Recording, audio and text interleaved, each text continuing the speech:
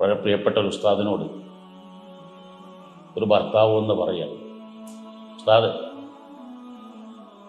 ഞാൻ വല്ലാതെ ദേഷ്യം പിടിച്ച് എൻ്റെ ഭാര്യയോട് പറയാൻ പറ്റാത്ത വിവാഹമോചനത്തിൻ്റെ ആ പദം പറഞ്ഞുപോയി.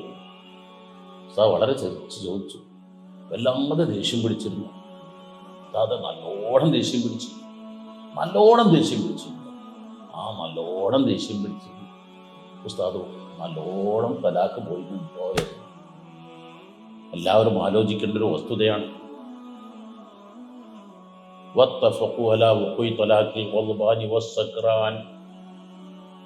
കോപാകുലനായി അല്ലെങ്കിൽ മത്ത് പിടിച്ച് ലഹരിക്കടിമപ്പെട്ട് വല്ലവനും വിവാഹമോചനത്തിൻ്റെയോ മറ്റോ പദങ്ങൾ പറഞ്ഞാൽ അവൻ്റെ തലാക്ക് പോകുമെന്ന വിഷയത്തിൽ പണ്ഡിതന്മാർക്ക് രണ്ടഭിപ്രായമില്ല.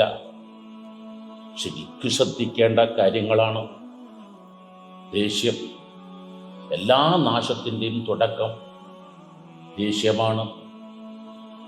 ഡേഞ്ചർ, ആങ്കർ, ദേഷ്യത്തിന് ആങ്കർ എന്നാണല്ലോ അറബി ഇംഗ്ലീഷിൽ പറയുക. ആ പദത്തിൻ്റെ മുമ്പിൽ ഒരു ഡി കൊടുത്താൽ അത് ഡേഞ്ചറായി. അപ്പോൾ പലപ്പോഴും ദേഷ്യങ്ങൾ ഡേഞ്ചറായിട്ടേ മാറുകയുള്ളൂ, അപകടകരമായിട്ടേ മാറുകയുള്ളൂ.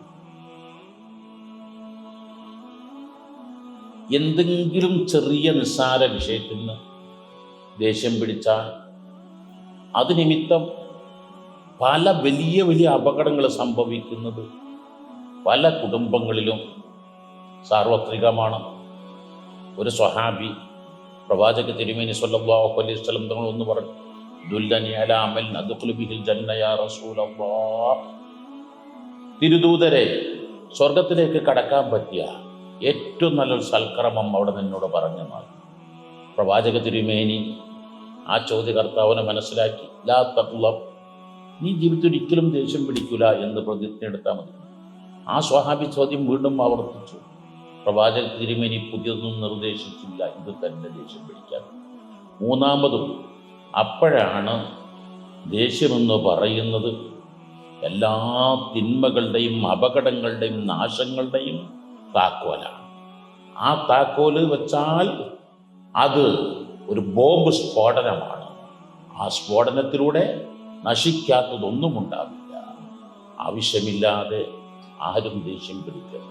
പ്രത്യേകിച്ച് തൻ്റെ ഭാര്യ, മക്കളോട്, കൂട്ടുകുടുംബങ്ങളുടെ അയൽവാസികളോട്, തൻ്റെ പ്രിയപ്പെട്ടവരോട്, പാർട്ട്ണർമാരോട്, തൻ്റെ സ്റ്റാഫിനോടൊക്കെ സൗഹാർദ്ദത്തിൽ എല്ലാവരും ശരിക്ക് ശ്രദ്ധിക്കണം. എല്ലാവരും നന്നായി സൂക്ഷിക്കണം.